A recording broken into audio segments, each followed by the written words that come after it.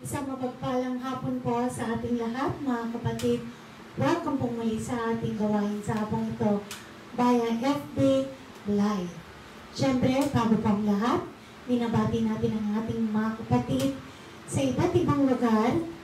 Mga kapatid po na nasa probinsya, sa Bataan, sa Davao, sa Calatagan, Batangas, sa Balayan, at kayo din po mga kapatid na nasa labas ng bansa, sa New Zealand, sa Dubai, at sa iba pong parte, kagaya ng Serpan, at maging nandito po sa Navaliches, ang bawat pamilya na nandito sa Navaliches, pamilya Castro, pamilya Delfin, pamilyang Bagurin, at Daguman. Ganyan din po, binamati natin ang mga kapatid na Brother John, is pamilya, Brother Elvin, ganun din si Sister Janice, Brother Dennis Yao, lahat po ng mga kapatid na nanonood ngayon para sa ating FB Live, pati ang ating Sister May, the woman, and yun, Delphine family, at syempre po, purihin ang Panginoon, kasama din po natin ngayong hapon, dito po, si Pastor Christian. Yan. Welcome po, Pastor, sa hapon ito. At, yun. Welcome po muli at pati naman po natin ang ating mga birthday celebrants for the month of May. Yan, May 14, kailan ba yun? Webes. Birthday pa ni Brother Efren Baguio. Palakpakan naman natin. Belated happy birthday, Brother Efren. And sa May 19, si Sister Karen. May 25, si Brother Carl. May 31, si Brother Jake Yabut. Wala na, yun lang po. At siyempre, huwag na makalimutan. May 28 ulit. Birthday ng ating Pastor Lolo. May history po yan. Kukwento ko lang, mabilis na mabilis. May 2 po siya pinanganak, pero na-register po siya May 28. Yan po. Pero ang sinicelebrate po talaga niya is May 7. Okay po, para lang po malinaw. Ayan.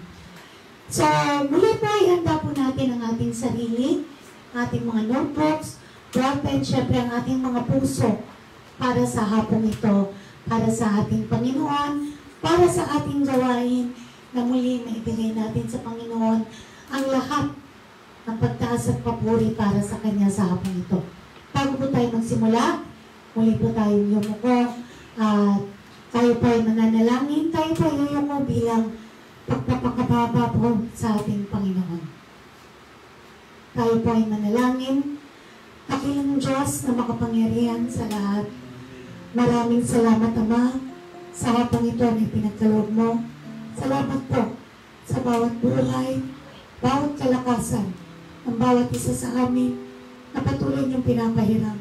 Salamat, Ama, na muli sa hapong ito kami po ay makakapagpuri, makapagtataas ng inyong banal na pangalan. Nanawa po, linisin mo po ang bawat puso, bawat isip ng bawat isa sa aming Panginoon, na sa hapong ito, maging karapat-dapat po kami na sumamba sa inyong banal na pangalan. Patawarin mo nawa kami, Ama, sa lahat ng aming nagawa, sa aming pag-iisip, sa aming pagsasalita, sa mga bagay na aming ginagawa na hindi po sumang-ayon sa inyong harapan. Patawarin mo nawa kami, Ama, sa aming mga kahinaan. Manawa sa umagang ito. Puspusin mo po kami ng inyong banal na Espiritu Santo. Pangunahan mo nawa kami, Ama. Nalinisin mo kami. Naging karapat-dapat po kami na sumamba sa inyo at makasamba sa inyo sa Espiritu at katotohanan. Dalangin din po namin, Ama, ang mga kapatid namin na nasa iba't ibang dako. Mga kapatid namin, Panginoon, nakapiling namin ngayon sa pamamagitan po ng teknolohiya. Ama, sa oras na ito, bagamat hindi kami magkakaisa sa laman, kami po ay nagkakaisa sa banal na Espiritu Santo. At alam namin, Ama, alinman sa dalawa o tatlo na nagkakatipon sa inyong banal na pangalan, ay naroon ka sa kalagitnaan. Kaya alam, inaasahan po namin, Ama, na sa hapon ito, ikaw ay pumagitna sa amin, sa gawain namin. Pangunahan kami ng inyong banal na Espiritu Santo. Huwag kaming magambala ng anumang gawa ng aming kalabang dyablo. Paspasan mo po ang bawat isa sa amin na naririto, maging ang mga kakasangkapanin mo, ang mga hahawit, tutugtog, at lalong higit ang maghahatid ng inyong mga salita. Manawa Ama, sa hapon ito, lahat po ng aming gagawin ay makapagbigay po ng karangalan, kaluwalhatian sa inyong banal na pangalan. Muli, Ama, sa hapon ito, pinupuri ka namin, pinasasalamatan sa lahat ng inyong kabutihan, at patuloy po na itinataas ang inyong banal na pangalan, na ito pong lahat ay ang ibinabalik sa pangalan po ng aming Panginoon, aming tagapagligtas na si Kristo Jesus. Amen. Palakpakan po natin ang Panginoon. At ngayon po, Panginoon po natin ang testimony pa ng ating kapatid na Sister Beth Castro.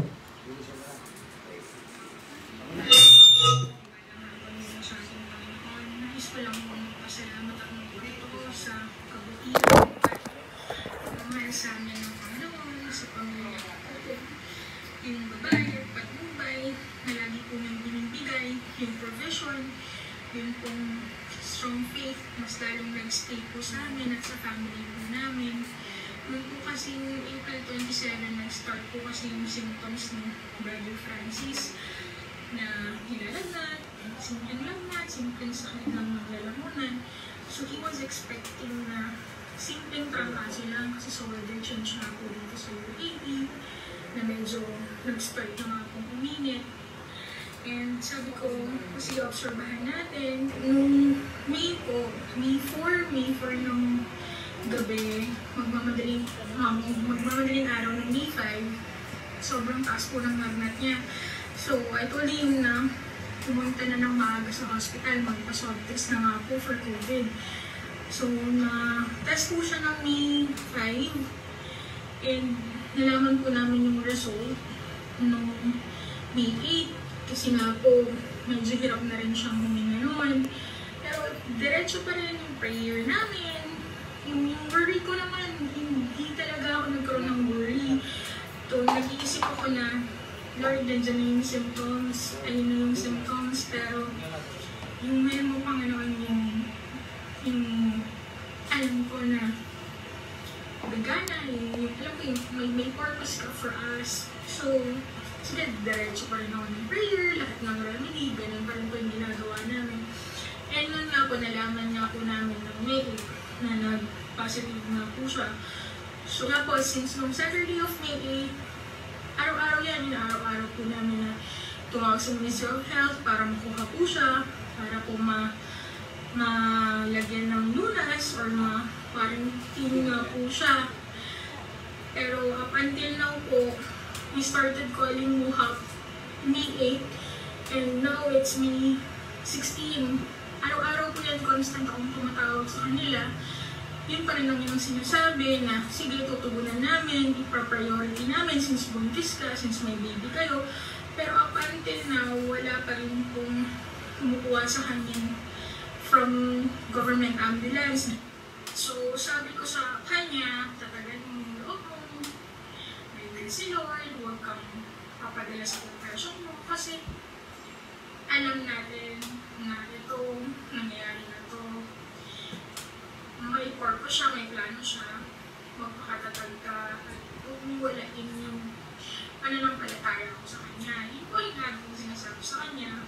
And yun, as of last month na, wala ako sinabi kasi totally like 200 dirhams yung pumasok ko sa salary ko. Pero yung love and yung pangako, yung promises ng Panginoon sa buhay natin na He will never leave you nor forsake you. Lahat yun, araw-araw.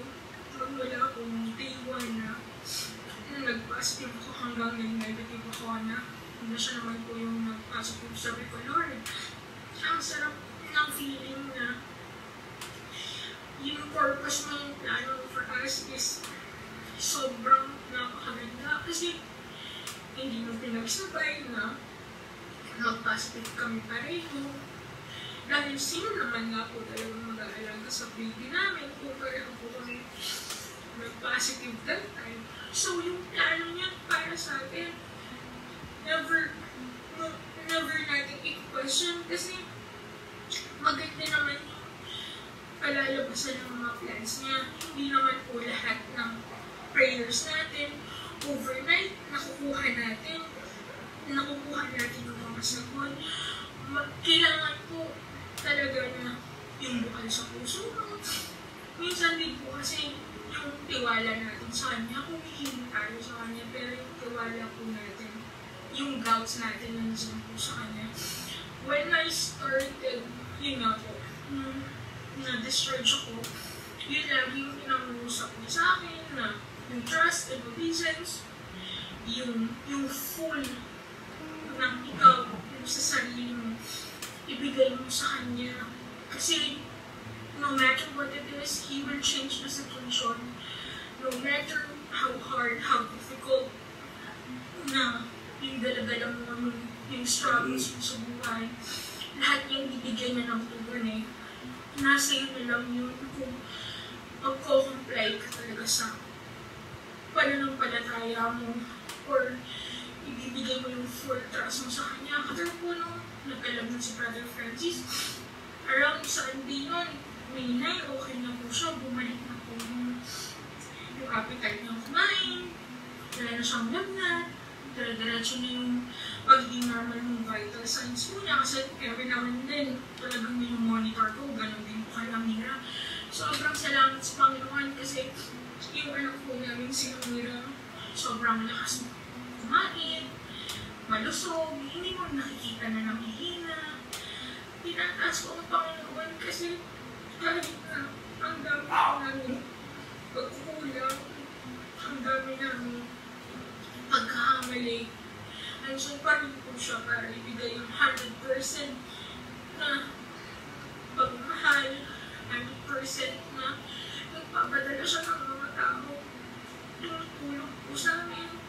As in, wala po akong trabaho ngayon, wala din po trabaho si Brother Francis ngayon kasi nga, no-work po ako ngayon. So, yung blessing na umaapaw araw-araw na sa mga kapatiran dyan na may doubts pa rin po sa Panginoon where nagkakaroon ng depression, nagkakaroon ng mga problema, mga struggles, huwag niyo pong entertain yung ginagamit ng kalaban against us, against sa pananampalataya natin dahil ang lagi po natin panghahawakan yung promises ng Lord sa buhay natin kung gano'ng masarap ang mag-pray sa Kanya because He is very powerful. He is a great healer.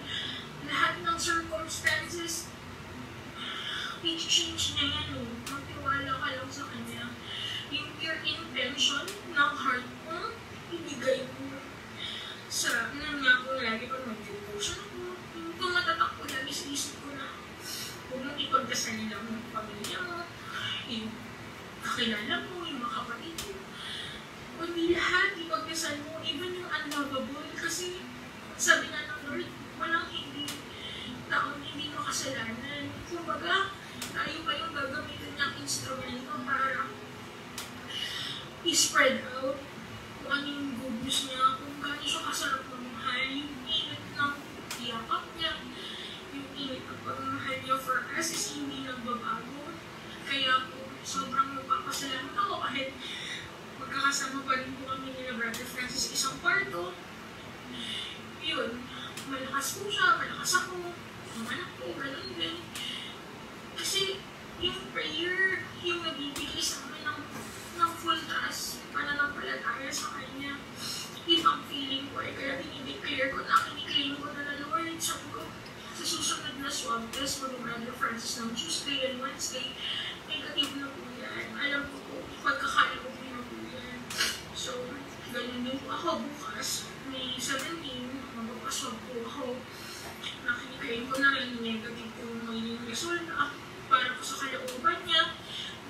rin po ako sa trabaho. Kasi po ngayon po nagtatanggalan na rin po sila sa ospital. And ganoon din kay Amira na sanang talaga cleaning na rin po na negative din po yung result niya. Sabi ko lang po, yun nga yung tunay na pagmamahal sa atin ng Lord is hindi nagbabago, hindi nagbabawasan. Pagkos, mag-ano lang tayo, mag-walk through lang tayo. And yung bill niya, yun lang po yung susundin natin. Yung ano man kung worry natin, itaas lang natin sa kanya kasi wala naman po siyang hindi ibibigay sa atin na hindi natin ikagaganda or hindi naman po natin ikasasama. He always wants the best for us. Sabi nga nila, praying overnight isn't enough. Pray every day, every single of your life. I-devote mo yung sarili mo sa kanya. I-surrender mo yung puso mo, yung buhay mo. Kasi kung hindi mo ginawa yun, at magkakaroon ka ng doubt sa puso mo, binablock mo yung blessing eh. Binablock mo yung ibibigay na para sa'yo. Yung kalooban natin ng puso natin. Lagi natin ipag-pray na hindi yung kalooban niya, hindi yung kalooban ng pang-sarili lang natin. And yun nga po, sobrang pinangas po siya sa araw-araw ng buhay po namin. Maraming po salamat po God. God be the glory.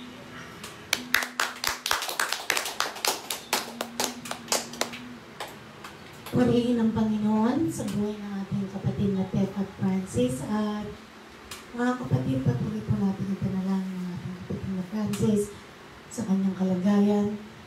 Hingin po natin mga kapatid na may karamdaman. Tunay po na ang Diyos ang siyang nagpapagaling ng anumang karamdaman at patuloy nakikilos sa ating mga buhay. Sabi nga niya, manampalataya ka. Naliligtas ka, ikaw ang may katang iyong buong sambahayan. Kaya sa kabila po ng ating kalagayan, patuloy po natin ipanalangin ng isa't isa para po sa katatagan ng ating pananampalataya, para po sa mga kagalingan, at sa lahat po ng pagsubok na pinakaharap natin sa araw-araw. At para po sa pagpapatuloy ng ating gawain, tayo pong lahat ay hahawit sa ating Panginoon. Sabay-sabay po natin siyang papurihan, sabay-sabay po natin siyang itaas sa hapong ito. Umawit po tayo ng bulang puso, umawit po tayo ng may kagalakan para sa Panginoon sa hapong ito. Bigyan natin sa Kanya ang pinakamataas sa pagpuri para sa hapong ito, para sa Panginoon sa hapong ito. Tayo po ay umawit.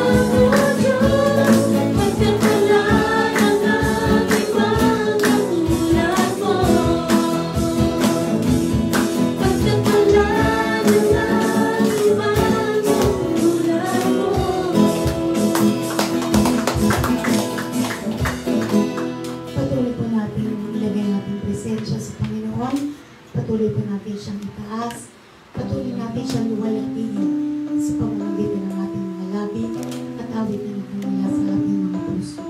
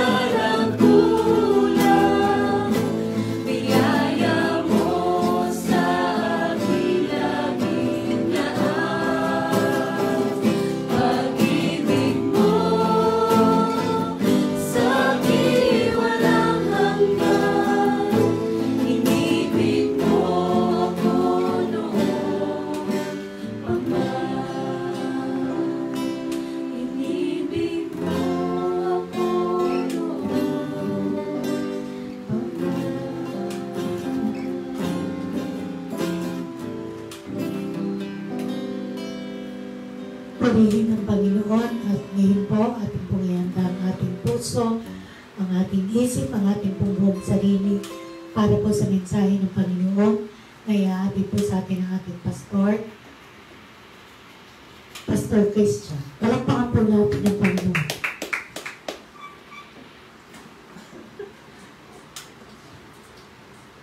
Hello, magandang hapon po sa ating lahat. Hello, first time ko po ito. Iba po talaga pag sa pag yung mismo actual na. Pag nanonood ka, parang ano lang eh. Parang simple lang. Pero pag on actual na talaga, iba. Actually, kinakabahan po ako ngayon. Parang feeling ko first time dito akong nag-message. So, iba pa rin talaga kasi kapag physically, nag-worship ka. Though alam nyo kasi, na-experience ko kasi ito while nag-worship tayo during itong pandemic, di ba, nagkaroon tayo ng live streaming. Though andun yung presence ng Holy Spirit, pero iba pa rin pag physically nakikita mo yung mga kapatid mo, diba, spirit mo, nakita mo sila, nakakamayan mo. Ngayon, bawal pa na muna kamayan eh. So, bawal din ang beso. So, kain-kain muna. So, bago po tayo magsimula, tayo po yung mananangin. Ang manangin Diyos na mga pangyarihan sa lahat. Lord, we really thank you, O God, sa muli, Panginoon, sa mga opportunity, Panginoon, na pinagkaloob mo sa bawat isa na makapag-aral, Panginoon. Makapagpuri sa inyo, Panginoon. Kanawa, Panginoon, maging karapat-dapat punawa ang bawat isa sa amin, Panginoon. Ang yung likod, O God, na magsalita, Panginoon, yung mga salita. Linisin yung aming mga puso, O God. Linisin nyo, Panginoon, ang mga kasalanan, mga pagkukulang, O God. Ang mga mga bagay, Panginoon, na nagbibigay sa amin ng doubt, Panginoon, upang purihin kayo. Alisin mo lahat ng mga bagay na ito, O God. Nawa, Panginoon, maging bukas ang puso ng bawat isa sa mga nanonood, sa mga nakikinig, sa mga bahay namin, Panginoon, sa mga bawat bahay ng bawat isa, Panginoon. Nawa, O Lord, linisin mo ang puso nila, Panginoon. Nawa, O God, ang mga salita namin pag-aaralan sa akong ito, Panginoon, ay magamit po nawa namin, Panginoon, sa aming pamumuhay bilang Kristiyano, Panginoon, especially these days, Panginoon, na nakakaranas kami, Panginoon, ng grabing pagsubok, O Lord. Muli, Panginoon, inahanda namin ang aming puso, O God. Pumasok po kayo sa aming puso, Panginoon. Ang lahat ito ay minapanalangin sa pangalan ni Jesus. Amen. So, I'm still live. Muli, magandang hapon po sa lahat ng mga kapatid na nanonood ngayon sa kanilang mga bahay. Sa mga hindi pa po nakakakilala, ako po si Christian. Christian Castro. So, mga hindi po nakakilala doon sa kung mga nakashare, ako po si Christian. Pag-usapan po natin sa hapong ito, no signal, wala ko po. Pag-usapan po natin ngayon, isa sa mga naging problema talaga ng panahon natin ngayon, pagpasok pa lang talaga ng 2020, sobrang, excuse me, may sobrang pagsubok na kagad yung dumating sa atin nung pagpasok na ng 2020. Una, yung pagputok ng taal, di ba? Pangalawa, yung sa ASF, di ba? January pa lang, kotang-kota na tayo, di ba? Ang dami ng mga nangyari, di ba? Second, yung pagdating ng February, nalaman ng ibang mga kapatid sa CCG na yung mga karamdaman nila. Si Brother Marlon, sila Sister Brenda, nalaman nila na may mga silang karamdaman. So pagdating ng March, hindi pa pala tapos. Pagdating ng March, doon na lumaganap yung COVID-19. So pagdating ng March 16, nag-start, if I'm not mistaken, March 16, nagkaroon ng lockdown. Tama ba? March 16. Nag-start yung lockdown ng March 16. Alam niyo ba, may kwento lang, may iba lang ako. Napakarami nating natutunan ngayong lockdown, during lockdown. Ang dami natin na-discover sa ating mga sarili. Naniniwala pa kayo dyan? Diba? Sa mga kapatid na nasa bahay, sumagot po kayo. Kahit hindi po namin kayo naririnig, lalaman ko po sumasagot kayo. Alam ko po sumasagot kayo dyan. Amen.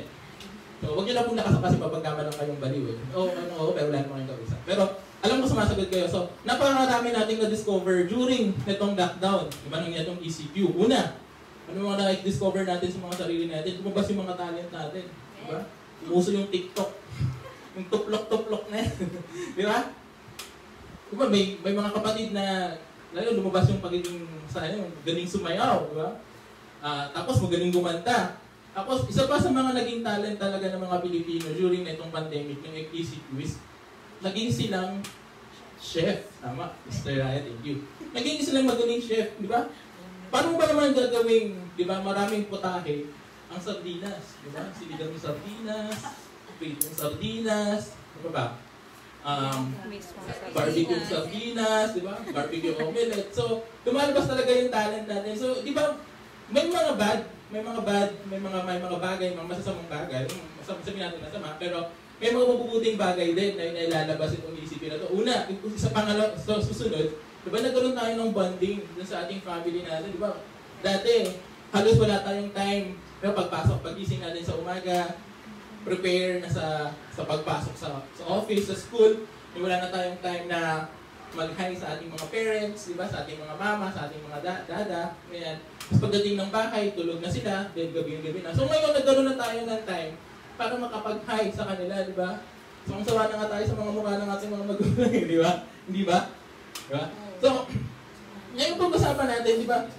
Noong 2020, pumasok na tayo pumasok yung taon ng 2020 na mayroong kagad na pagsubok na dumating. Sa umaga nito, sa hapon na ito, pag-usapan natin yung patungkol sa pagsubok. Lahat tayo dumaranas sa pagsubok. Walang tao, Kristiyano man or hindi, ang hindi dumaranas ng pagsubok. Amen ba? Amen. Sa mga kabahay po, mag-amen kayo. Amen. Amen. So, wala pong tao, Kristiyano man o hindi, ang hindi dumaranas ng pagsubok. Lahat po tayo dumaranas ng pagsubok. Amen ba? So, sabi nga dito kung babasahin natin, yung text po natin sa umagang ito is James chapter 1, verse 2 to 4.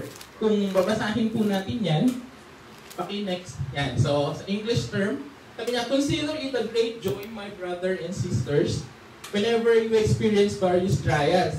Because you know that the testing of your faith produces endurance, and let endurance have its full effect, so that you may be mature and complete, lacking nothing. So sabi ni James sa mga Kristiyano that time, sabi niya, consider it great joy. Hello? Sabi niya dito, great joy. Kapatid, pakinggan niyo, sabi niya, hindi lang sabi niya consider it joy, di ba? Hindi na sinabing ni Santiago na magalak ka lang. Di ba? Ang sabi ni Santiago, great. Magalak kang mabuti. Sabi niya, di ba? Magalak kang mainam. Dapat magalak ka kapag dumaranas ka ng pagsubok. Amen. Amen ba? Amen. Amen?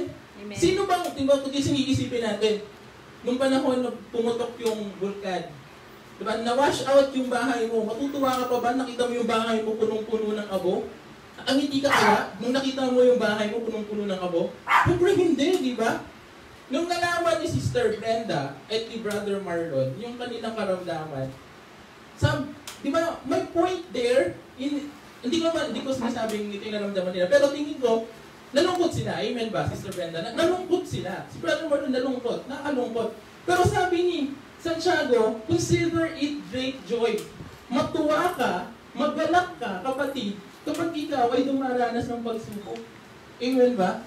So yun yung sinabi ni Santiago, bakit? Bakit kailangan natin matuwa? Dumaranas ka na ng pagsubok, nagkaroon ka na ng karamdaman, nagkaroon pa ng ECQ, no word, no way ka, umaasa ka lang sa ayuda ng gobyerno, tapos hindi ka pabibigyan, di ba? Malulungkot ka talaga eh, di ba? Walang mapasok na pera sa buong, walang mapasok na pera dyan sa ATM mo. Tapos sasabihin sa inyo, Santiago, lo, magalak ka. Pero di ba, kung ikaw, isang pangkaraniwang tao lang, hindi ka magagalak, amen, sa mga nangyayari sa mga panahon ngayon. Amen, malulungkot ka eh. Tutawasan, talagang maluluha ka sa mga nangyayari sa ating, sa bansa natin, sa mundo. Pero sabi ni Santiago, consider it great joy. Bakit? Number 1. Because kapatid, Christian living leads to trials. Once you become a Christian, kapatid, expect mo, pagdadaanan mong trials. Amen ba? Pagdadaanan mo, ang pagsubok, wala pong exemption dito, wala pong exempted. Hindi porkit pastor ka, hindi ka nagdadaan ng pagsubok. Hindi porkit very active ka doon sa church mo, hindi ka nadaranas ng pagsubok. Hindi porkit giver ka, binibigay mo yung nararapat sa Diyos, hindi ka nadaranas ng pagsubok. Di ba? Christian living, kapatid, Christian living, ina-assure ko sa inyo na ang Kristiyano, ang pagiging Kristiyano, it leads to trials. Darating at darating sa point ng buhay mo bilang isang Kristiyano, ang pagsubok. Amen ba? Amen. Sisi po. Sa mga kapatid po namin nanonood dyan sa Facebook, kung kayo matulog, alam ko po yan. Nakaka-antok po ngayon, especially ngayon kasi mainit. Diba sabi na Santiago, balik tayo.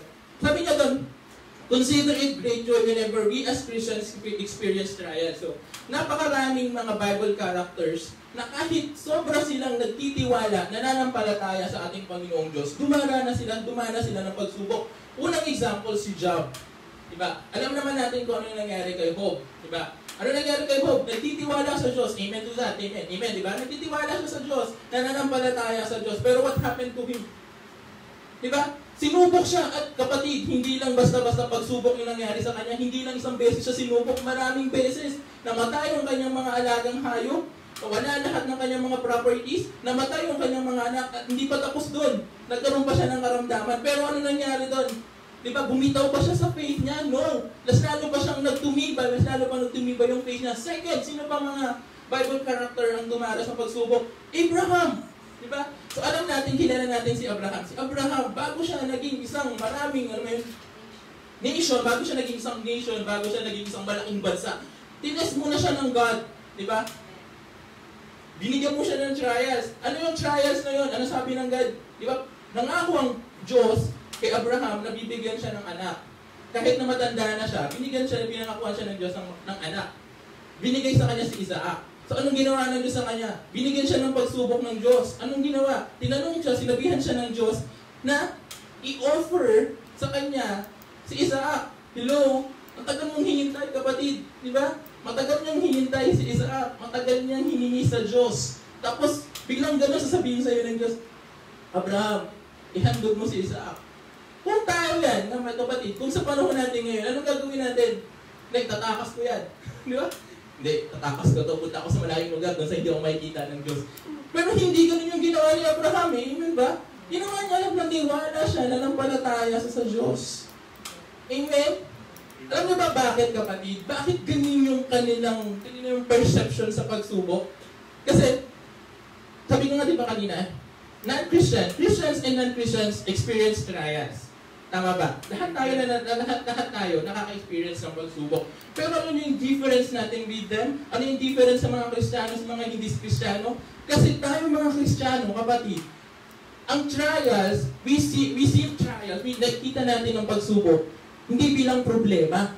Diba? Nakikita natin ang pagsubok bilang test. Test of what? Test of our faith. Diba? Pag sinabi kasi natin test, sinusubok ka. Diba para sa classroom? May batas, di ba? Diba? Para sa classroom, di ba? Uy, nakadive tayo ngayon, baka makasuot. So, para sa classroom, may sa classroom, hindi laging nag-lecture ang ating teacher. Tama, sa mga kapatid natin, mga teachers. Di ba? Hindi laging nag-lecture yan, hindi yan laging nagtuturo. Di ba? Tama, Pastor Warren, teacher ka, di ba? Di ba? Hindi laging nagtuturo yung mga teacher, minsan petex din. Joke lang. Hindi laging nagtuturo, hindi laging nag-lecture yung mga teachers. Darating at darating yung time na magbibigay sila ng ano yun? Laboratory. Ng exam, ng test. Bakit? Para malaman yung teacher kung may natutunan ba sila dun sa mga tinuturo niya. Di ba? So, ganun yung Panginoong Diyos, kapatid. Di ba? Sa buhay natin bilang isang Kristiyano, hindi laging masaya. Diba? Hindi laging happy, hindi punong-puno ng blessings. Amen. Hindi laging, di ba? Dami nga sa kanta, di ba? Yan. Sa kanta, siksik, liglig, umaapaw. Hindi laging ganun yung buhay Kristiyano, kapatid. Darating at darating sa point ng buhay mo na mayroong isang pagsubok na talagang mag-aalog at talagang mag-aano ng faith mo sa Kanya.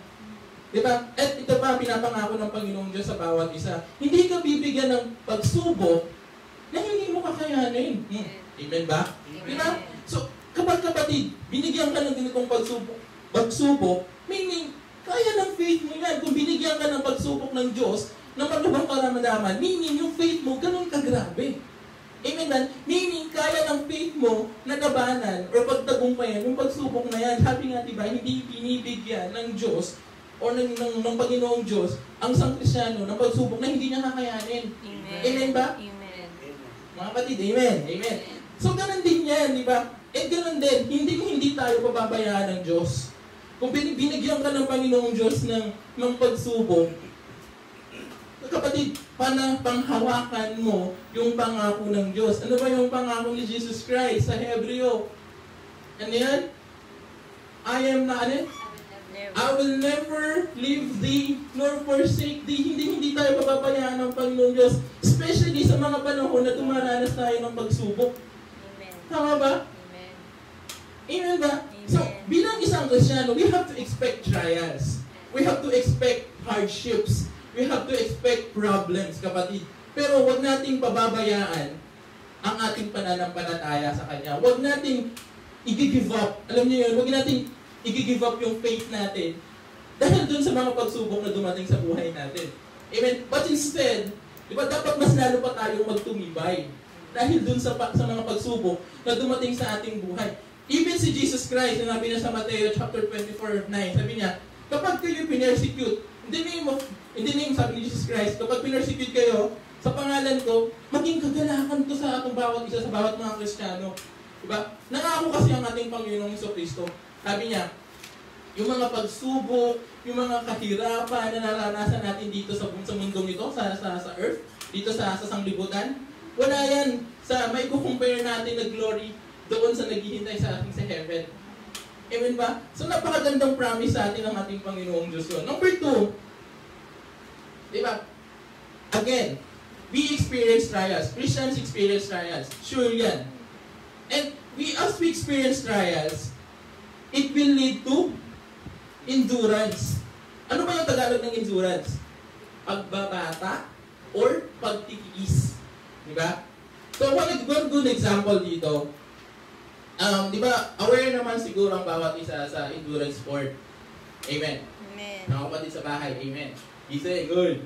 So, nakasan niyo yung volume para mukhang hindi ko naglalalaba yung boses ko. So, aware po tayo sa endurance sport. So, ano ba ang endurance sport? Pag sinabi na kasi endurance sport,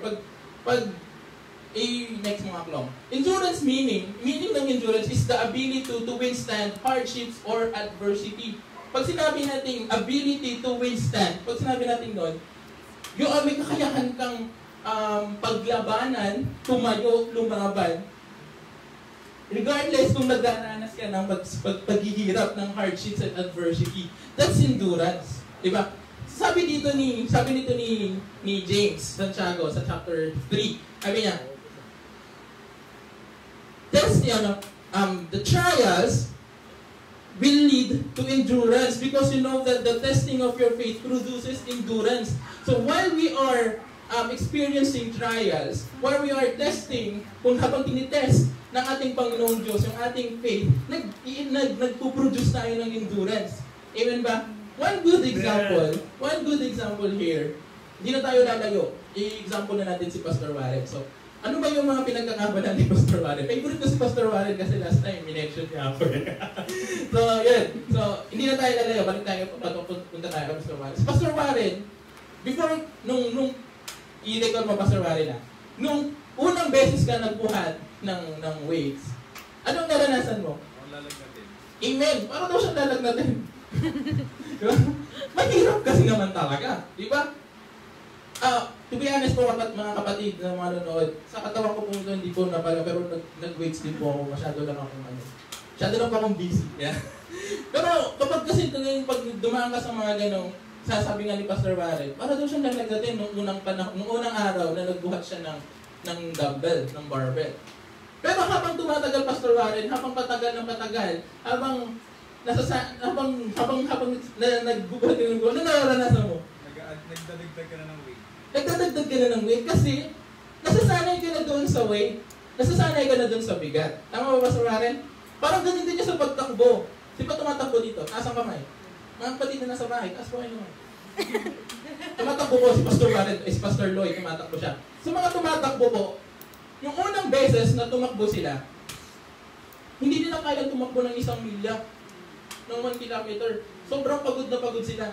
Pero through practice, habang patuloy silang tumatakbo, nakaka-produce sila ng endurance.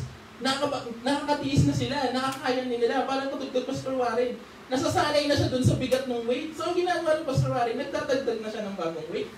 Di ba?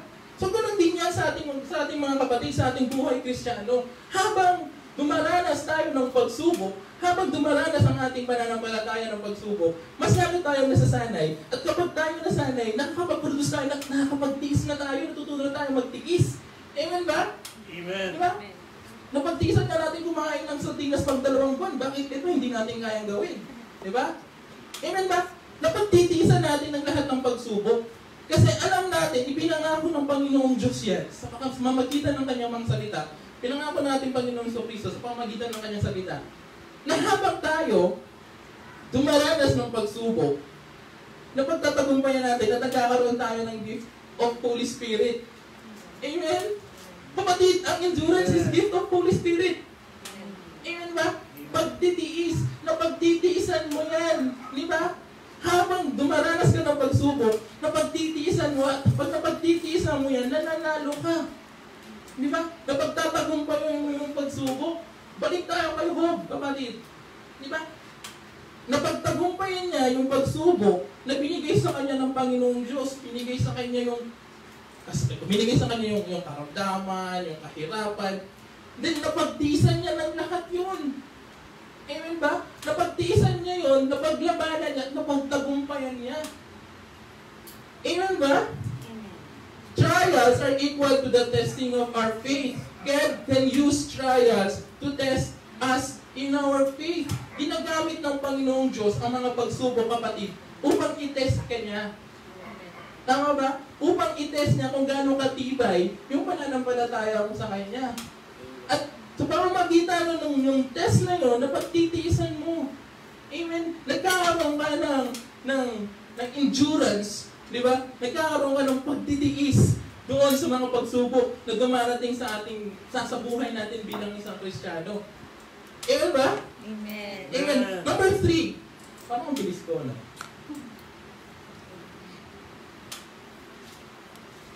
Sabi niya sa number 3, after endurance, number 1, ano yung number 1? Christian living leads to trials. So expect natin yan bilang isang Kristiyano na we will experience trials. Number 2, trials leads to endurance. Diba? Pastor Warren yun. Pag sinabi number 2, isipin niyo si Pastor Warren. So number 3, maganda example si Pastor Warren. So number 3, mahirap ko talaga maging nagiging example sa mga paksa. Kaya sawa na akong magiging example sa paksa. Joke lang po. Pampagising lang. So number 3, endurance leads to maturity. Amen. Amen. Once na pagtiisan mo, pagtagumpayan mo, yung mga pagsubok na yan, you will become a mature Christian. Amen ba? You will not become a full, mature Christian, a real Christian, kapag hindi ka nakaranas ng pagsubok. Amen. Amen ba? Kahit sino ang matagumpay ng mga Kristiyano sa Biblia, magsabi mo kayo, lahat doon sila dumanas ng pagsubok. Amen. Sino? Si David. Dumanas po ng pagsubok si David. Diba? Sino pa? Si Peter. Dumanas ng pagsubok si Peter. Ibigay ko si Moses. Dumanas siya ng pagsubok. Diba? Sino pa? Si Jacob. Dumanas po siya ng pagsubok. Lahat po ng mababasa nating Bible character sa Biblia, lahat po sila dumanas ng pagsubok.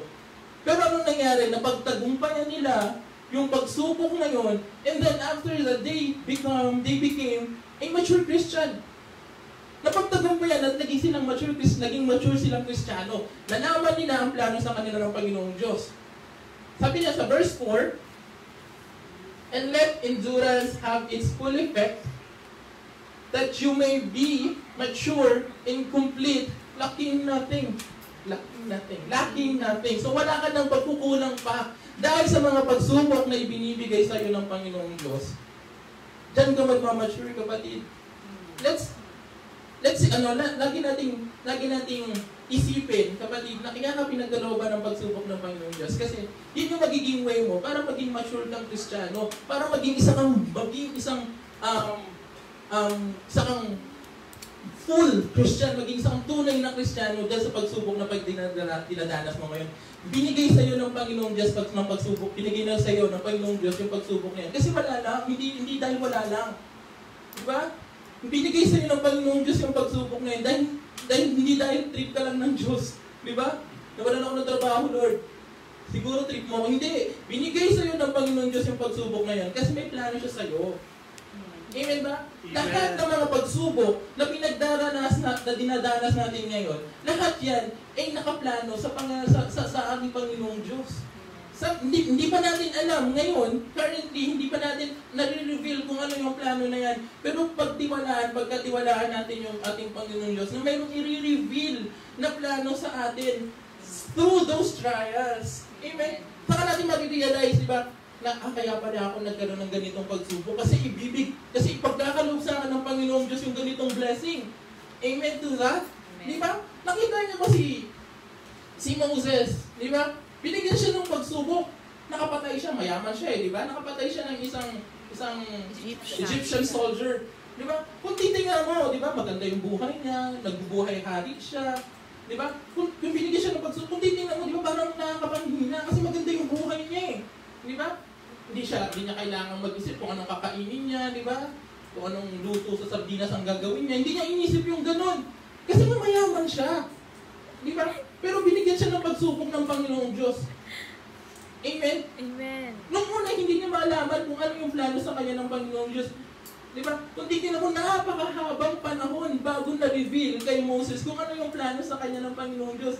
Bibigyan pala siya ng Panginoong Diyos ng napakalaking papel sa Egypto, sa Israel. Amen? Siya pala yung maglalabas sa Israel from dun sa pagka-alipin sa Egypto, di ba?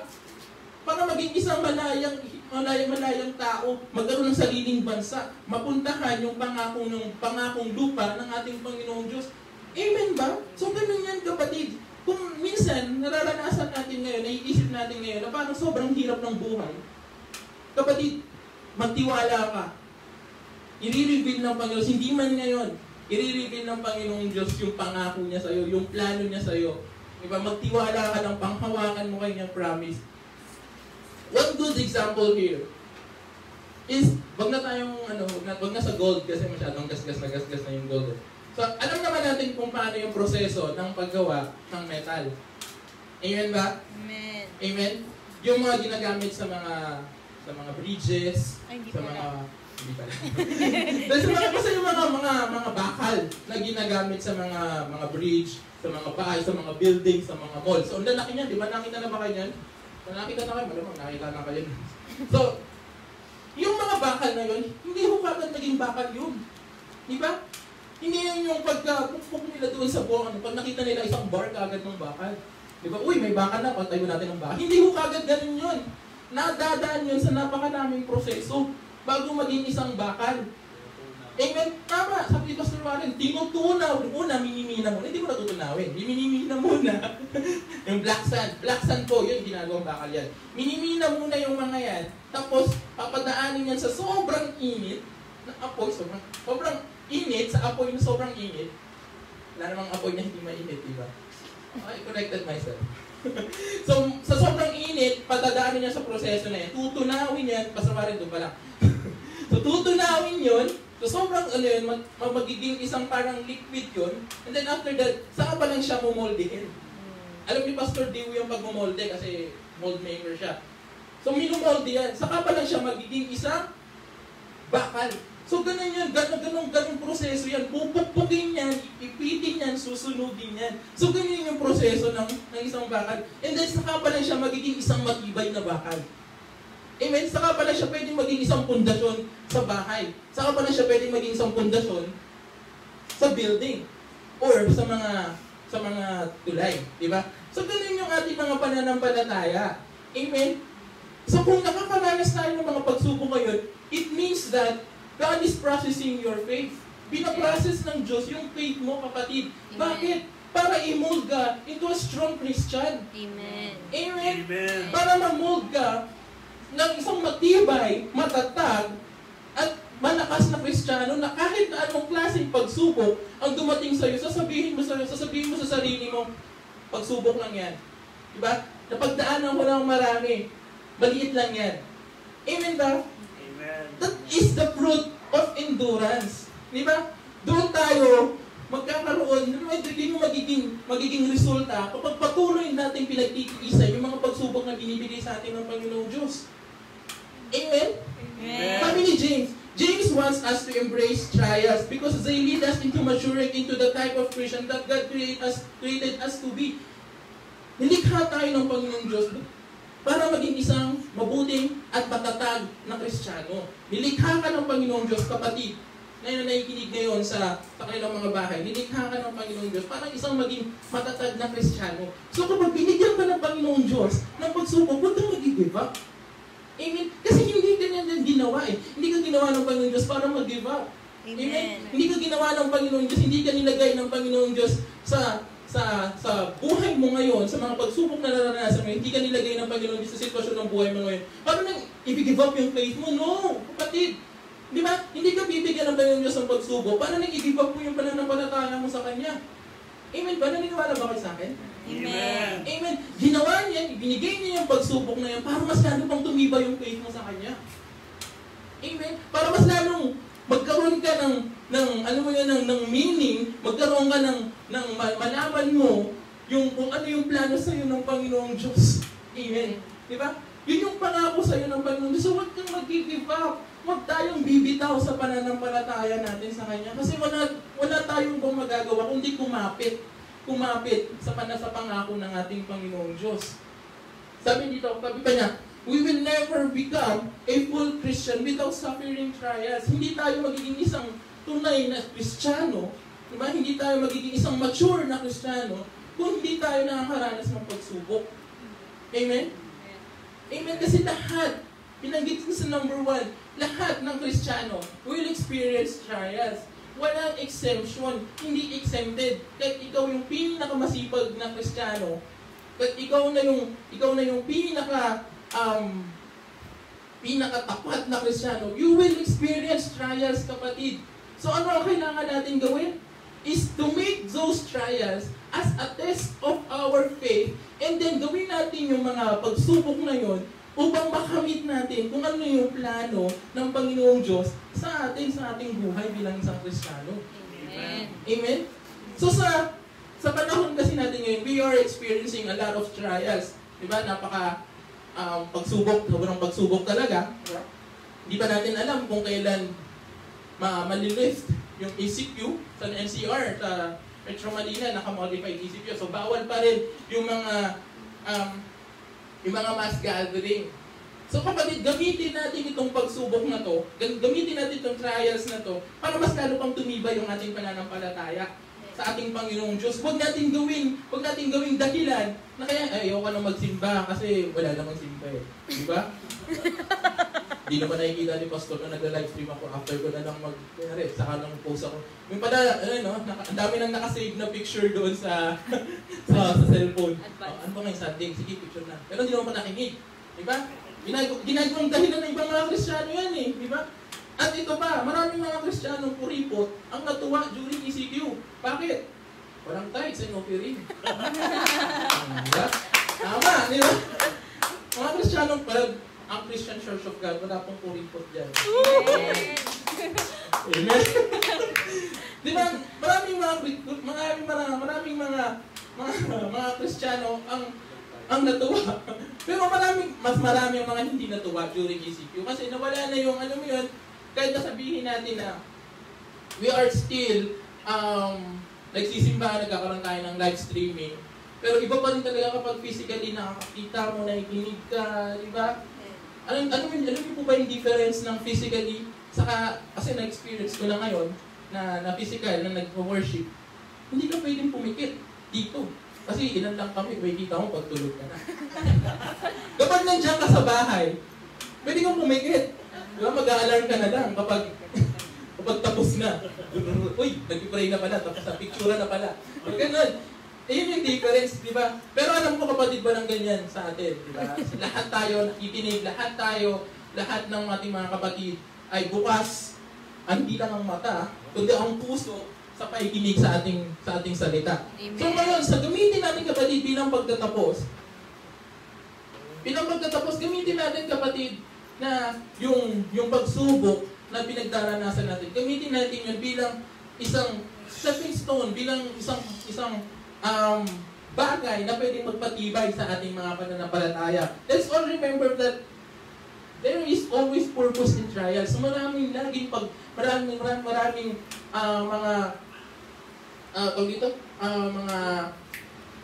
purpose. Dahilan, amen, Pastor Lloyd, di ba? Yung utak ni Pastor Lloyd, parang mas matanda pa yung tao sa kanya, di ba? So maraming dahilan sa mga pagsubok natin ngayon. So hindi natin alam ngayon, pero sooner or later, i-reveal sa ating Panginoong Diyos yung reason kung bakit nangyari ito. So panghawakan natin yung pananampalataya natin sa mga panahon ito. Amen. So, hanggang dito lamang po, di ba? Parang napakabilis. No? Di ba talaga kapag, actual di ba? So, tayo po'y manalangin. Ama naming Diyos sa mga pangyarihan sa lahat, maraming kapangyarihan sa lahat, maraming salamat, O Lord, sa mga bagay, at mga salita, O God, na napag-aralan namin. Alam po namin, Panginoon, na ang buong mundo, O God, hindi lang ang Pilipinas, Panginoon, buong mundo, Panginoon, ay dumaranas ng pagsubok. Pero alam po namin, O God, na meron kang purpose, Panginoon, sa pagsubok na ito. Alam po namin, Panginoon, hindi nyo kami pababayaan. Hindi nyo kami, Panginoon, iiwanan sa mga panahon ito. Nagtitiwala po kami sa inyo, nananampalataya po kami sa inyong plano, Panginoon, sa bawat isa. Patuloy po kami na lumalapit sa inyo, O God, na nawa, Panginoon, mawala na po ng tuluyan, Panginoon, itong pandemic na ito, O God. wala na po kaming malalapitan kundi kayo lamang, Panginoon. Muli, tinataas po namin sa inyo, O God, ang lahat ng mga bagay na nangyayari sa aming buhay, Panginoon. Ito po yung aming pinapanalangin sa pangalan ni Jesus. Amen.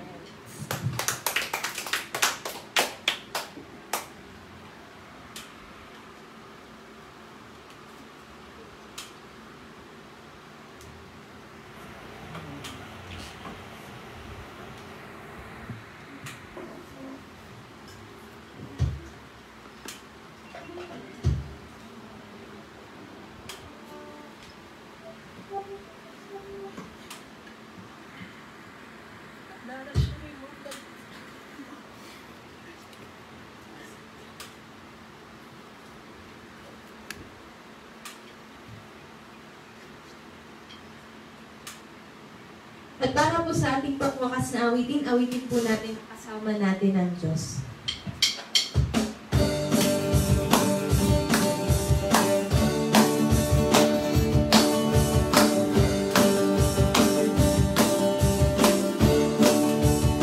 Kasama natin ang Diyos, di ako matatago, di ako maluluto. Kasama natin ang Diyos, kasama natin ang Diyos, di ako malangamba, di ako makakalisa. Kasama natin ang Diyos, tumaan man ako sa ilog, di ako maluluto. Tumaan man ako sa apoy, di ako masusunog. Kasama natin ang Diyos, di ako matatakot, di ako maluluto. Kasama natin ang Diyos, kasama natin ang Diyos, di ako makangamba, di ako mapakalisa. Kasama natin ang Diyos, tumaan man ako sa ilog, di ako malulunod. Tumaan man ako sa apoy, di ako masusunog. Tumaan man ako sa ilog, di ako malulunod. Tumaan man ako sa apoy, di ako masusunog. Kasama natin ang Diyos, di ako matatakot, di ako malulungkot. Kasama natin ang Diyos, kasama natin ang Diyos, kasama natin ang Diyos. Manatili po tayo sa presensya ng Panginoon sa pagtanggap ng basbas ng ating Panginoon sa pamamagitan ng ating pastor.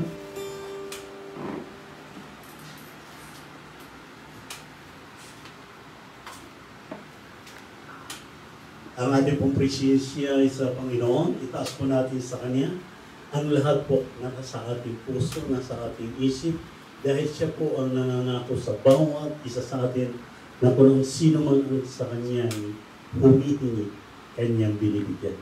Kung sino man ang sa Kanya ay maghahanap, ay makakasukpo. Kung sino man ang sa Kanya ay kumakatok, binubuksan. Ito po ang ating pagkakataon, itaas natin sa Kanya ang bagay na ikinababalisa natin dahil ang sabi ng Panginoon sa atin, ilagak natin sa Kanya ang lahat ng ating kabansahan. Siya nangangako sa atin na kung tayo ay mananatili sa Kanya at ang Kanyang salita ay mananatili sa atin, hingihin natin ang anumang ating iibigin at ito'y gagawin sa atin.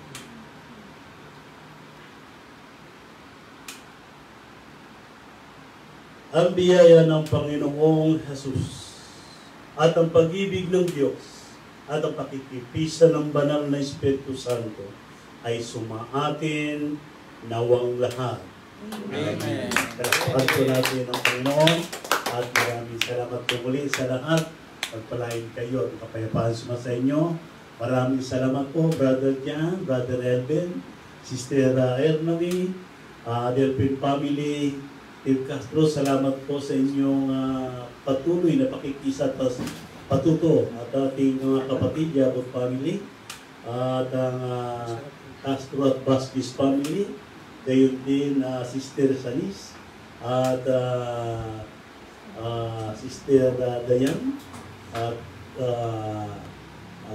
Rodrigo Rio Floredo family, Brother June Dimala sa Karatagan Batangas, Brother Mark Ginto, Brother Dennis Rodan, Brother Rico Sister Juna Bakurin, Brother Francis Castro, sana loobin ng Diyos, bigatigkan. Pray ng Panginoon.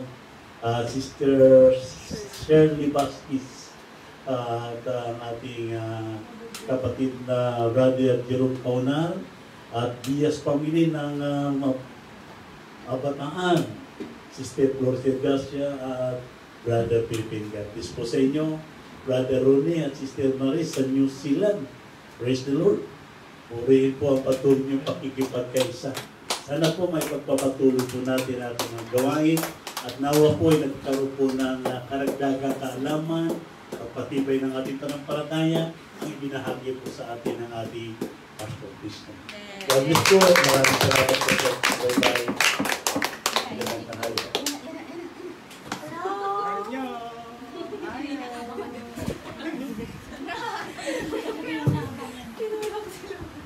Kinabang ko yung